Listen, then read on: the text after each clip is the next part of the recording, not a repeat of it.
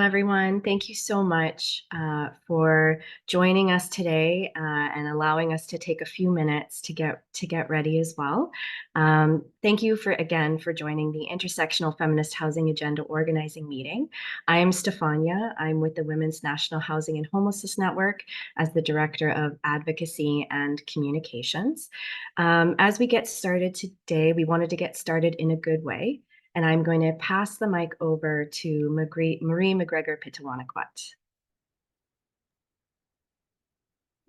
Ani, bonjour.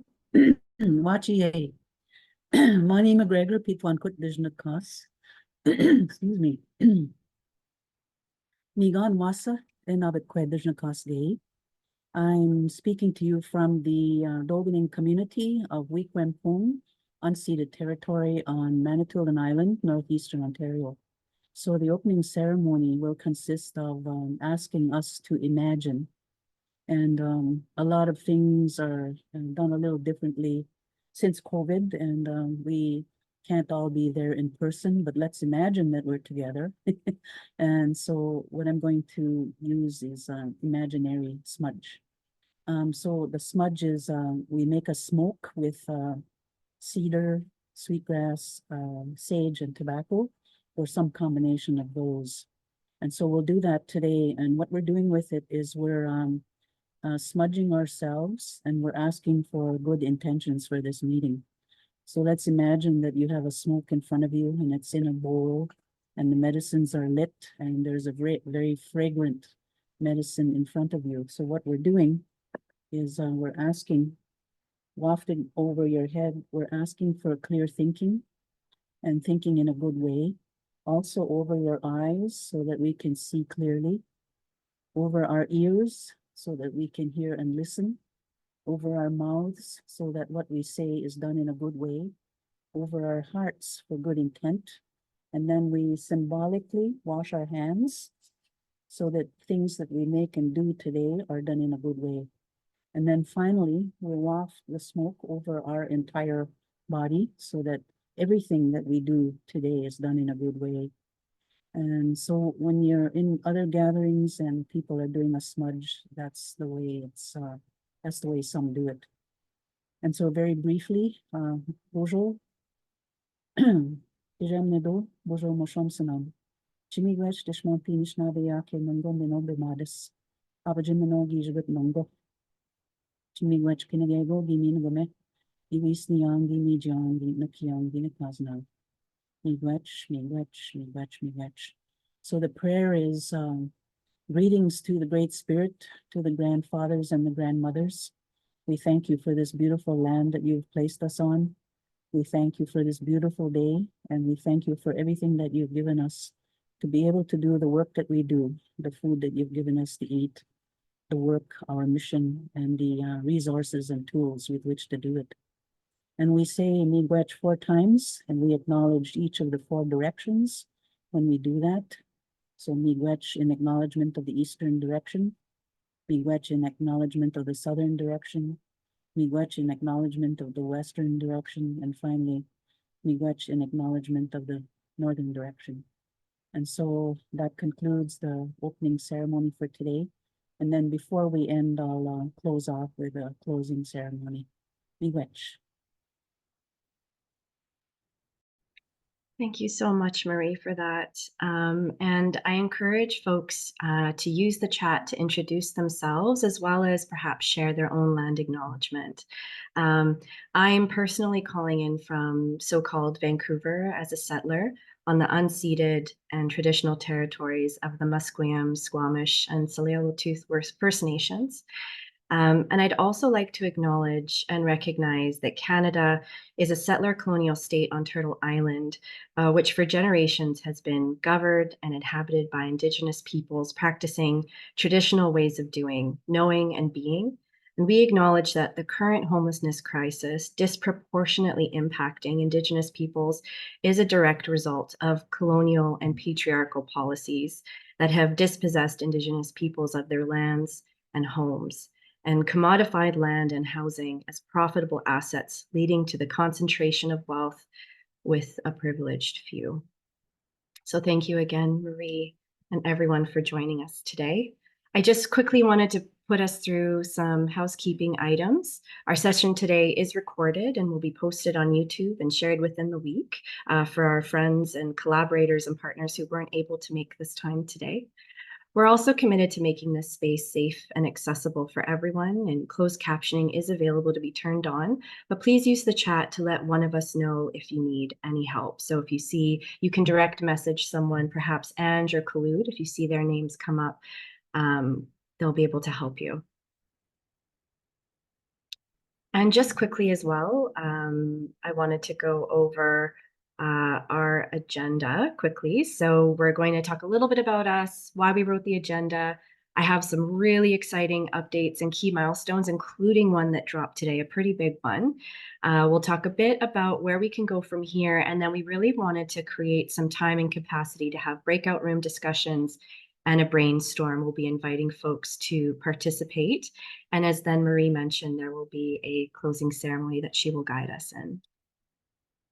So, today's webinar and the agenda is a collaboration between the Women's National Housing and Homelessness Network, the National Indigenous Women's Housing Network, and the Pan-Canadian Voice on Women's Housing.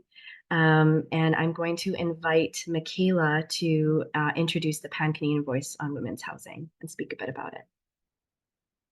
Thank you so much, Stephanie. Yes, good afternoon, everyone. My name is Michaela Meyer. I go by she, her, and pronouns, and I am settled in the unceded and traditional territories of many different nations, amongst them the Mohawk and Haudenosaunee, also known as Montreal. In my full-time capacity, I'm the Director of Policy at the Canadian Centre for Women's Empowerment, and I'm also part of the advisory circle of the Pan-Canadian Voice on Women's Housing. So about the Pan-Canadian Voices on Women's Housing, it's a national project focused on ensuring that housing policies across Canada include and prioritize women, children, and gender diverse folks. And we have been hosting annual housing symposiums since 2017 to give women and gender diverse folks a space to discuss changes they'd like to see in housing policies at the local, regional, and national level for intersectional inclusive participation. And we're always actively promoting and advancing our 6 calls to action that you can also find on our website. And something I also want to mention is as part of our She, They, Us campaign, we launched a podcast with 6 episodes that feature the experiences of women and their living circumstances. So please listen to get a sense of the impact that the housing crisis has on women and gender diverse people, as well as their families across the country. Thank you so much. Thank you, Michaela. And I'd like to invite Arlene Haché to speak on the Women's National Housing and Homelessness Network.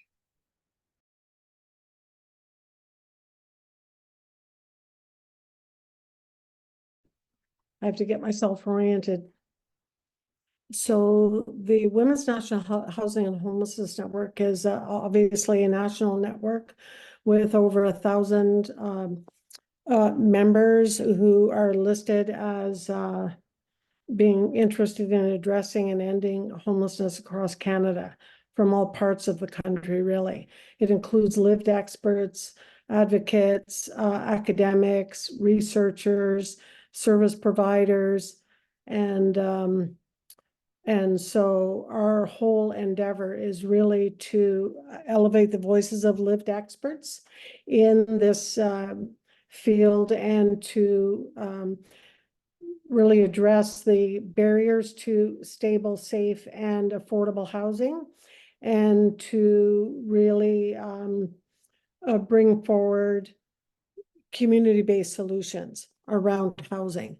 And I think I'll leave, in terms of the current work we've done, I'll leave that discussion more to Khulud and Stefania. But at the end of the day, we do a range of activities, including research, advocacy, on the ground, networking and outreach, and all of that. So I hope, as the co-chair, I'm a person with lived expertise myself, and live and work in the Northwest Territories and in Northern Ontario.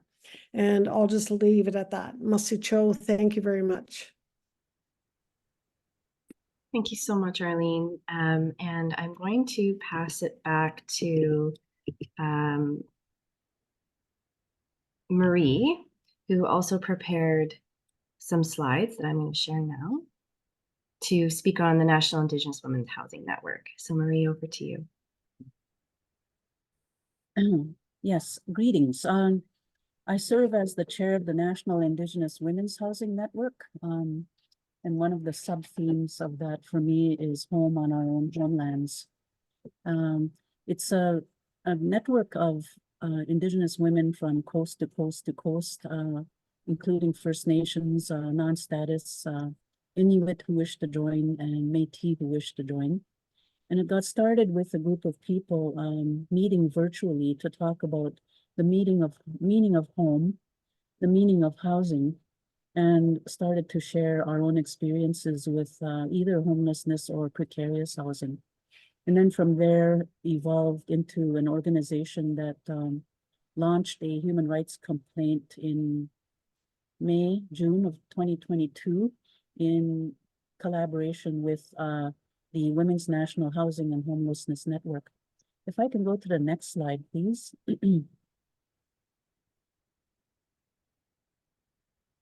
So here you see that one of the bases for our connection together as National Indigenous Women's Housing Network is our recognition that Mother Earth is home and that we human beings come from Mother Earth.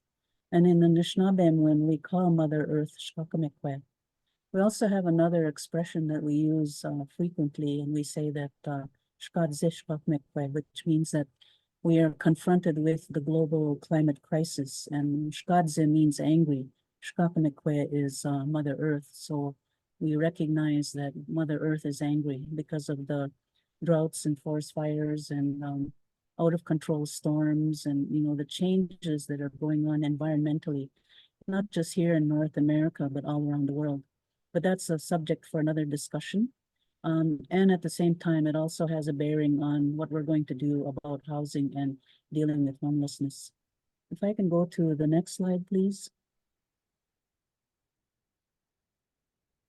The National Indigenous Women's Housing Network, we also recognize that we are related to the birds. We are kin to the animals. We are connected to the fish, the insect world, and the unseen. And in our teachings, we regard all of these as our relatives. And we human beings are no bigger and no better than the birds, the animals, and the fish, and the insects. And so without them, we would not be able to survive. And so that's why when we are in gatherings, we acknowledge them and we bring greetings and we include ourselves with them. So that's a perspective that we want to bring to the work that we're doing.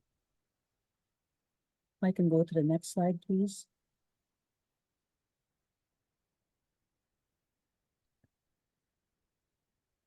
The National Indigenous Women's Housing Network. We believe and we are starting to exercise our human right to housing. And one of the important things that we want to share is that we can learn to build our own homes again. And where this comes from was in pre-contact times. In many societies, it was the women who were responsible for building the homes, transporting the homes, and managing and taking care of the homes.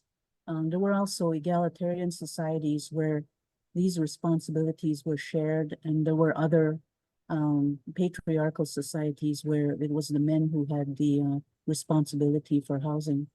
But if you look at the historical records and old photographs, you'll see many where women are putting up the homes, transporting the teepees by travois with horses, and installing the elm bark on the wigwams, our name for housing. And then somewhere in the last couple of 100 years, that capacity, that ability has been gradually removed from us, so that these days we've been indoctrinated into thinking that we shouldn't even pick up a hammer. So we want to get over that and recapture our capacity to build our own homes again. So that's part of the work of the National Indigenous Women's Housing Network. I'll stop there and thank you for letting us introduce this group to you. Miigwech.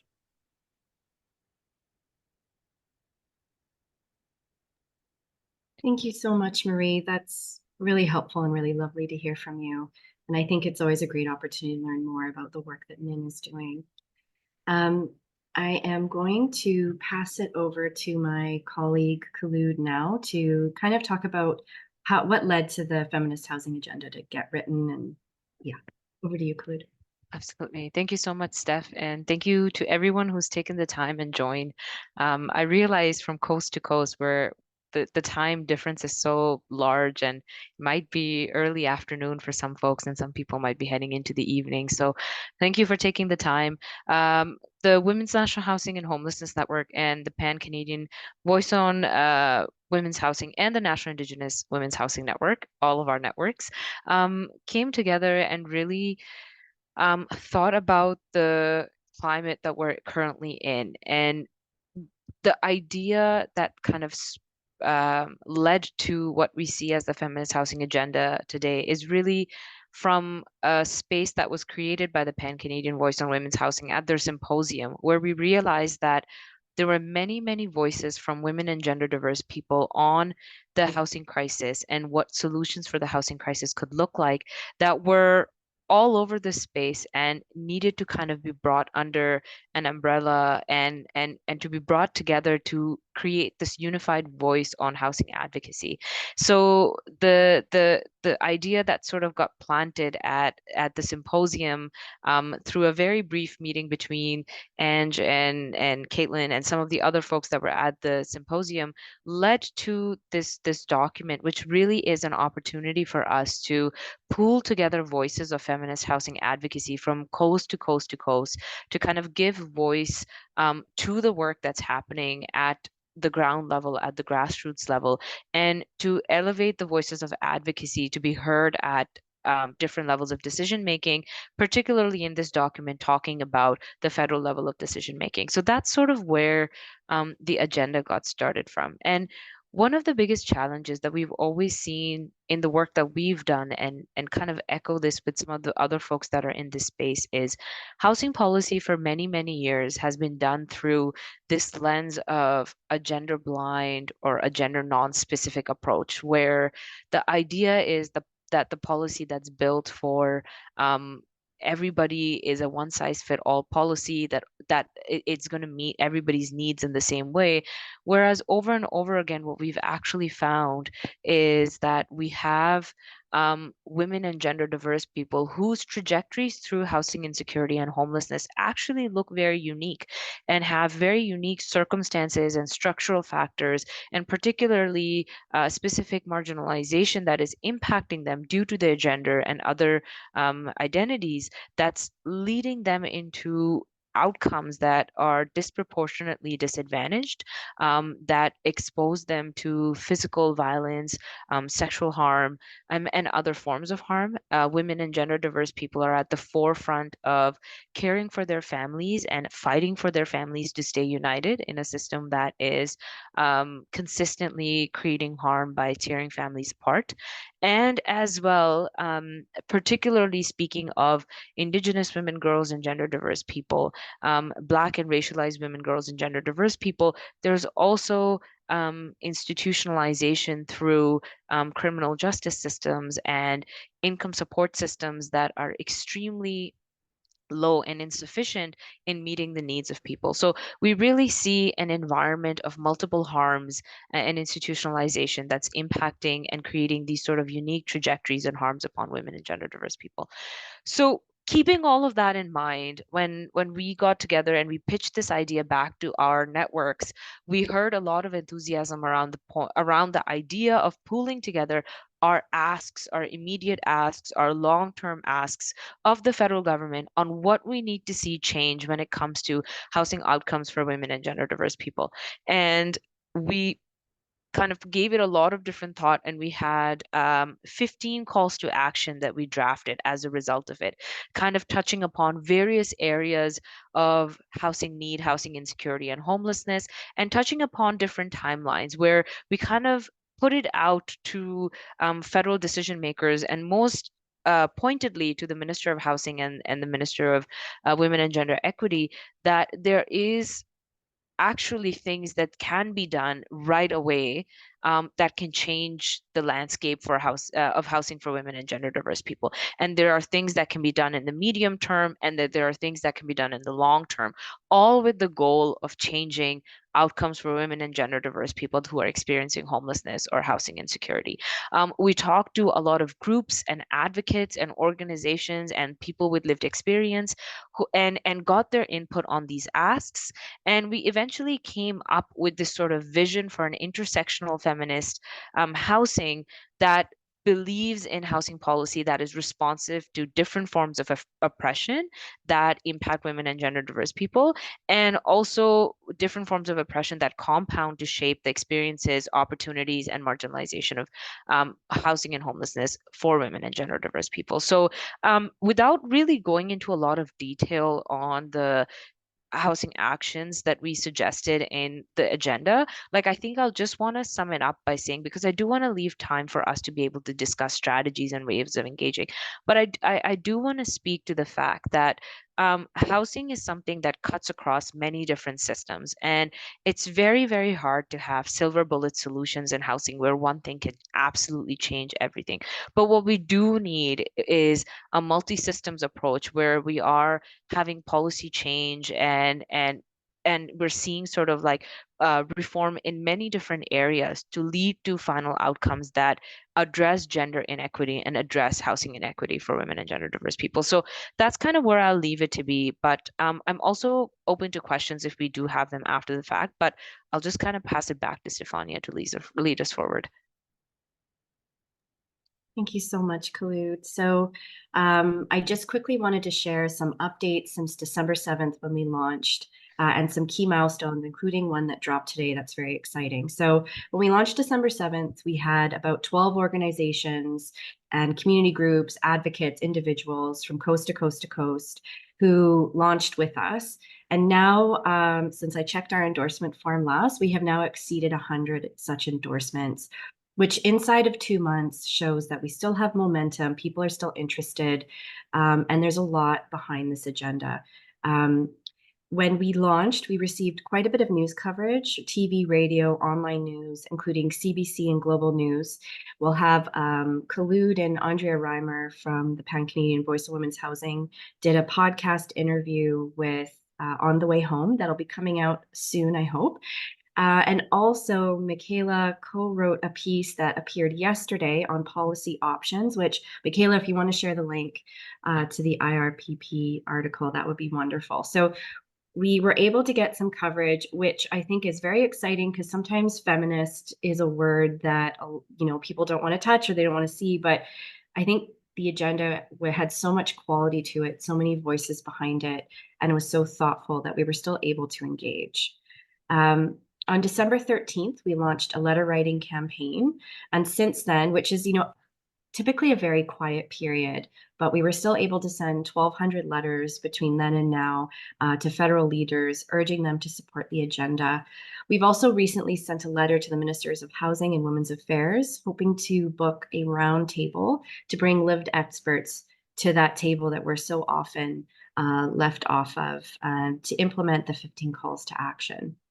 Now, today's announcement, so the 8th call to action in our agenda is to create a national encampments response plan. Today, the Federal Housing Advocate dropped her final report on encampments called Upholding Dignity and Human Rights, the Federal Housing Advocate's Review of Homeless Encampments. And in that concrete actions, she platformed and pushed forward her number one call is to get a national encampment response plan. This is extremely exciting. It's already getting quite a bit of media coverage as well. They tapped Caitlin from our network, who will be on the CBC National tonight. I'll be doing some media today on that as well. So I'm going to be doing my best to embed the agenda, being kind of the forefront of this call, and seeing the Federal Housing Advocate just basically copy paste it into her plan is super exciting. And I'm excited because I think it just keeps that momentum going as well. And speaking about momentum and keeping it going, I'm going to now pass the mic over to Ange to kind of step us through what next steps can look like for us. Thanks so much, Stefania and Khulud and Marie and Arlene and all of you who are joining us here today. I know I've seen Michaela and Lori and Megan and Andrea and folks who have been really involved with Pan-Canadian Voice for Women's Housing. And there's dozens of us here on this call, so I'm not gonna name everyone, but I am so grateful for each and every one of you who has taken time to send a letter to an elected official, who has rallied your board and your organization to endorse the agenda. Because Khulud and Caitlin and I were talking at the Pan-Canadian Voice for Women's Housing Symposium about the fact that the solutions to housing women and gender diverse people are not mysterious. There have been many studies and many papers and much research and great work done by activists just like each and every one of you from coast to coast to coast. And so our driving force was to bring together what had all been stated and put it up in one unavoidable package to put before federal ministers. But it's also a really powerful tool that each of you can use in your own communities to present to your city councilor, or many communities will have a housing action committee or an affordable housing committee, or some really progressive communities have gender equity committees. But I think there are lots of places in your local municipality where we hope you will use this tool to help substantiate the things that you're calling for in your community. I know that in many communities, there are very few women who are at the table when decisions are being made about housing, where it's built, where it's not built, or where the resources are put. And I think that's why it's so important that we have an intersectional feminist approach to bringing these issues to the table and not letting them go. So really, my big call to action to all of you is that you're all activists and you're all powerful, and we need your voices and we need your actions. And one of our big goals in bringing you together today was to invite you all to take an action. International Women's Day is coming up on March 8th. And I know some of us on this call are planning some action, some activities, events. There are things happening all over the place. So we want to know what you're going to do on International Women's Day, and we're inviting you to use International Women's Day as an opportunity to share the intersectional feminist housing agenda wherever you are. Even if that means sharing it on social media or printing a copy and leaving it in your community center. There are many different ways you can participate in action, and that's exactly what we want to hear more about in our breakout rooms. So thanks for giving me an opportunity to chat with you today. Thank you so much, Ange. That's so helpful. So it's really great you queued up what we're speaking about next. So I'll invite Khulud to take it from here and talk a little bit about what we're going to do next in this webinar. Thank you so much. So as folks might know, like the goal of today's meeting really is to charge, connect, create space for us to keep the momentum going on the intersectional feminist housing agenda. I do feel like we're close to a lot of our goals. I think the news that Steph, you shared about one of our asks being reflected in the report from the Federal Housing Advocate is a really great news. It means that the words that we're putting out in the world are making it to the right ears and the right tables. And that's the kind of momentum that we want to keep continuing with. I also just kind of wanted to say that I know that the federal housing agenda is sort of written in a federal capacity, but that really does not mean that we shouldn't or we should not, have this be taken to other levels of government to see outcomes at other levels of government. So I know that many of you are involved at like provincial and municipal tables and advocacy groups and committees.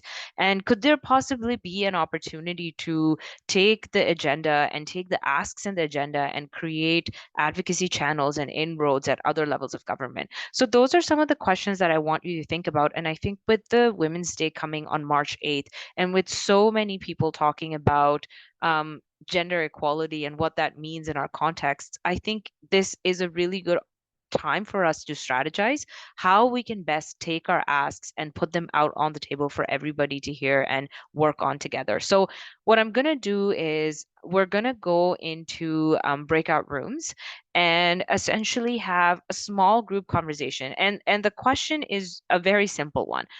How can we take this agenda and mobilize it across different spaces and different places?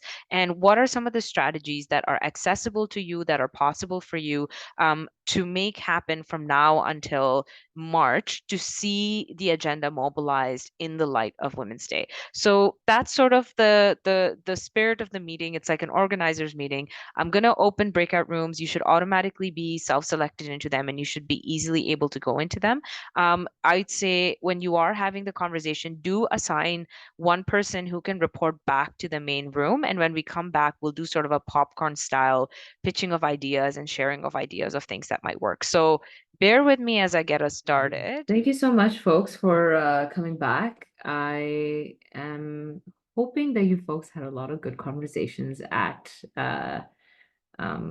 in your breakout rooms. What I was hoping we could do really is just open the floor and do a break, like just a popcorn style. Folks can raise their hands and use the raise hand function either on their Zoom screen. It should be at the bottom, or you can just raise your hand and I'll keep it out if you have your cameras open.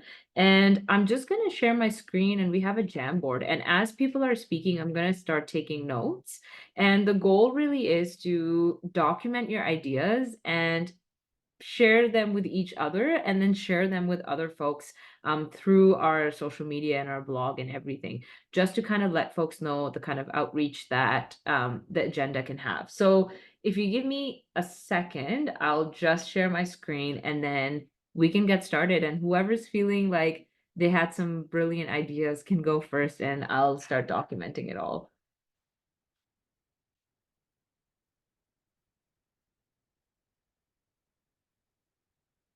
I see Mary's hand, so go ahead, Mary. Hi, everyone. I'll be my group's ambassador if they don't mind. I was kind of taking notes, so I thought, why not? We had discussed the idea of it would be great to have a bit of an organized campaign, housing for women or homes for women. So everyone has a bit of a consistent and timely message. It can kind of feed into maybe even something like a media package. So it's shareable, and we could, obviously International Women's Day could be the vehicle of which to share it. And we had some great ideas about just having speakers. So if we have any existing events right now, just including speakers at the events who can speak directly to the agenda and share information and answer questions. And of course, continue sending letters to local politicians. And someone in our group, I'm gonna say your name, Deanna. I was mentioning it would be great to facilitate an art project. So using art as a way to collaborate and to do something experiential around housing. And that's as far as I could speak to that. But I think it's a lovely idea. And also the value in incorporating storytelling as an aspect in the campaign or a package. If I've missed anything from my group, please go ahead and contribute. That's amazing. Thank you so much, Mary, for sharing that. And an art project is so cool and so great. And that's something that we've heard so many times in our work as well. And I'm hoping that that's something at some point in time we can bring forward and involve people in. But I also love the ideas of having speakers that can speak to the agenda. And I would just maybe, not to volunteer anybody on our team, but it would be amazing if there are organizations that are hosting Women's Day's event that would maybe want to work with any of us or the people that we've worked with on the agenda to come and speak about it. And if you want to connect about it, definitely do reach out. I'll go to Charlotte next, and then I think I also saw Anastasia's hand. So Charlotte and then Anastasia can go. Thanks. Hey, everyone. I heard about 5 topics come out as we met. One that I thought was great is that it's budget season coming up, and making reference to the agenda might be a good way to have these issues incorporated into at least municipal dialogue as budget season rolls around, as well as within nonprofits. There was talk about connecting organizations, for example, the YWCAs from different cities collaborating to sort of help overcome the burden that I'm sure we all share of having staff who are overworked and underpaid and work long hours and are very dedicated. There was some talk about trying to put the focus on the needs of pregnant people and highlighting the really important work that doulas perform in encampments, and try to maybe have some beds set aside for to make women and gender diverse people, especially those who are pregnant, a priority population for the beds that do exist. There was some talk about creating a hashtag, maybe before we left today, that connects gender and housing, that we can all make reference to, and maybe sound like we are bigger in number than we are. And also, I don't know if I want to steal from Leah's. Maybe Leah should. I mean, there's a punk rock album release on that came up, which I think maybe Leah should plug. I think that was Sarah's album. Sarah, do you want to share? Oh, sorry, Sarah. Yeah. Yeah, my band Critical Witness, we're a feminist punk band. We'll be releasing our album on International Women's Day. That's amazing. That's so cool. That's amazing. What is it called again, Sarah? Our band is called Critical Witness. Oh, that's cool. Let's just put it down here. Why not? Perfect. Thank you so much, Charlotte. Thank you so much, Sarah. Go ahead, Ange. I'm sorry, Sarah just inspired me. Maybe we need to have a feminist playlist that we can all share as a fun way to keep our momentum going. I love that. I really love that. We must experience joy in all of the work that we do. I'm a big proponent of that. Chantel? First, just want to say yes, playlist. I have a playlist called The Chicks Rock. And I just like listen to it all the time, and I love it so much. Love a playlist. So I'm happy to report back on my group, but if anybody from the group wants to say more, please, by all means.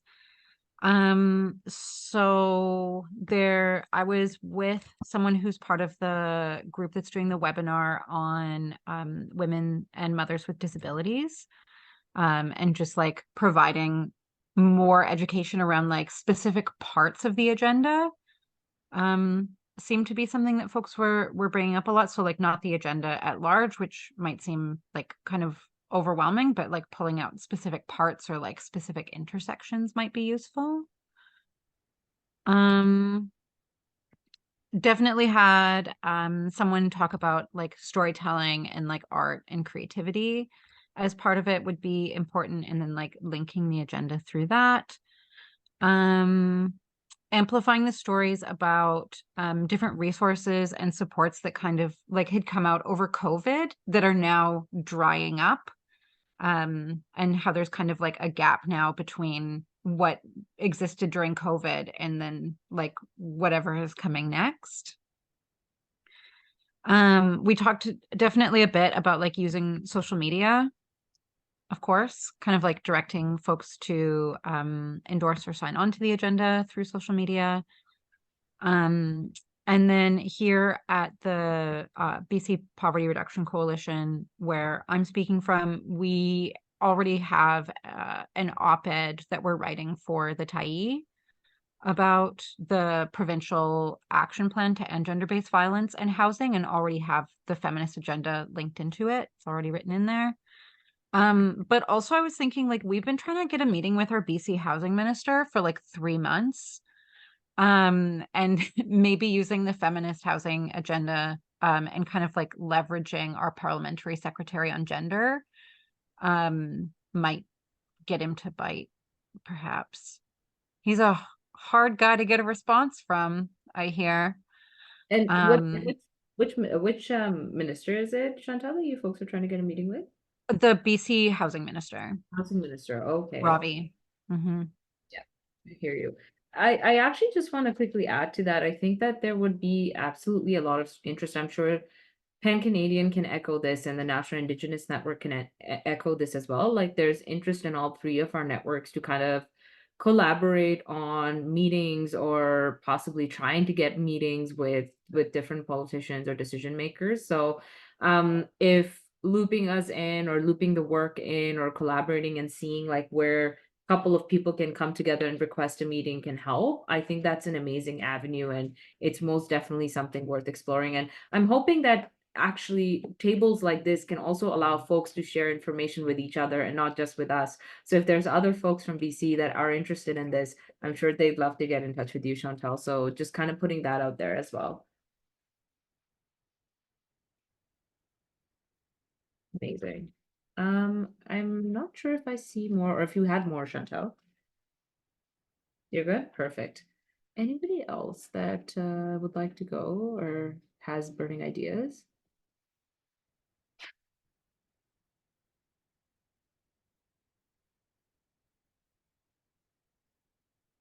I'm hearing a silence, and we are right at 5 o'clock as well. So I realize that we are at the top of the hour, but I'm happy to just kind of like go for another 4 or 5 minutes if people just want to throw final thoughts before we wrap up.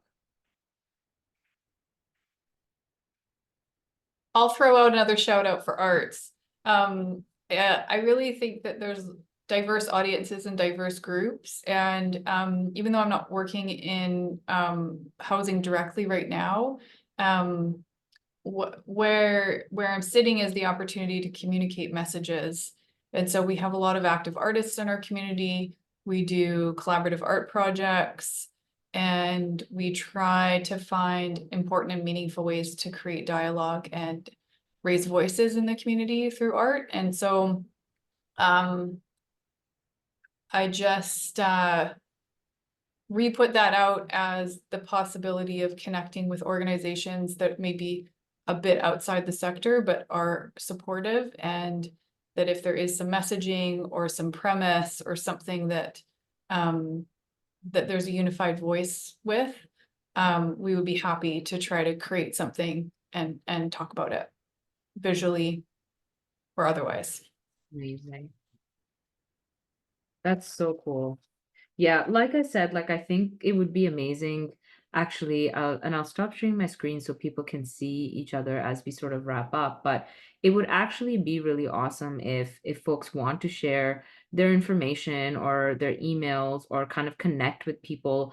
And I'll leave the room open for a little longer if you want to search each other's names and get in touch with each other. But the idea really is to create this opportunity to also cross-pollinate and encourage people to collaborate with other people in their regions and in their sectors as well, to kind of push forward on some of these asks and to kind of get some of these asks going. I also actually would really quickly plug something that a lot of you might have already heard about, which is the Human Rights Review Panel that we're hoping is coming up sometime in spring, which is going to be focused on government's failure to eliminate homelessness for women and gender diverse people. And that review panel really is an opportunity for folks to do submissions, collaborate with other community members, highlight key issues, and present key solutions to the federal housing advocate. And then subsequently to those recommendations going to the Minister of Housing. So I just wanted to say that that's also a door that's open, and there's going to be lots of information that we're going to be putting out there about it. So definitely take the opportunity to get in touch with us, with other people that are putting their emails there and putting out about their work. What I think we want to do as a follow-up is pull together the ideas that were collected through this meeting, put them in a blog, and then also just share other opportunities as they arise. Our final goal really is to get a roundtable with the Minister of Housing and the Minister of Wage to get advocates in the room and speaking about issues and solutions that they need to see immediate action on. And that's really where our final goal is. So all of the work that you folks do to amplify the feminist housing agenda really has this final goal of getting us into that roundtable and having folks that are in community advocacy and folks with lived experience be leading the agenda and be voicing their action points on the agenda. So that's the goal. I just want to, again, open up if there's any final thoughts before we wrap up. But if not, I'm just going to leave the room open for a while, and I'll let people collect information from the chat from places that they found relevant, and we'll take it from there. So before I pass it to Marie to formally close us, any final thoughts?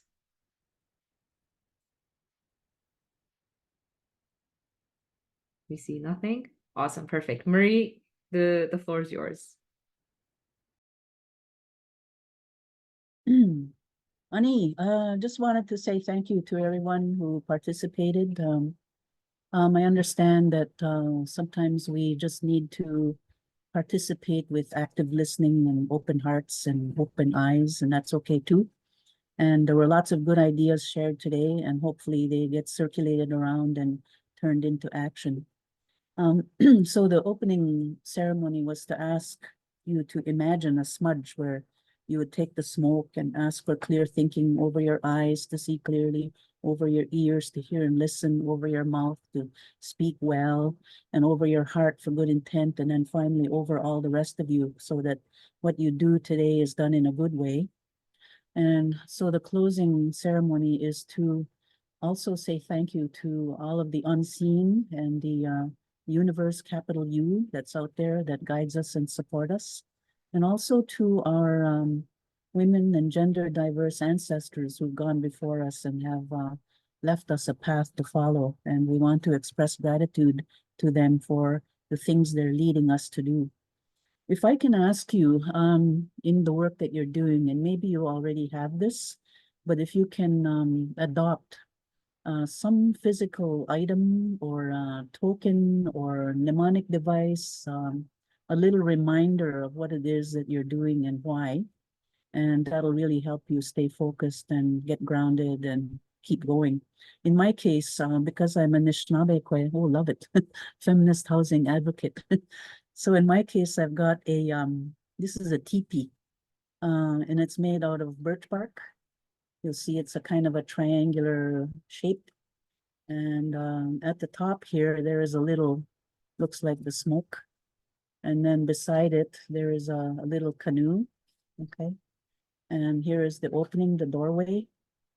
And this is like a token, if you will, made out of birch bark and sweetgrass. And I keep it close by to remind me what it is that we do.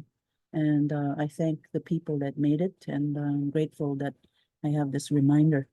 So I just wanted to say, Chimiwech, thank you for participating, and know that you have been heard, and know that others are carrying away your message and are going to move forward in a good way. So wish you all the very best. And nahau, bamapi minwa, min. We'll see you somewhere again sometime. Bamapi, Chimiwech. Thank you so much, Marie. Thank you everyone for joining today. Thank you for all of your effort. We will be in touch with a follow-up. Take good care, and we'll be in touch soon. Bye-bye, everyone.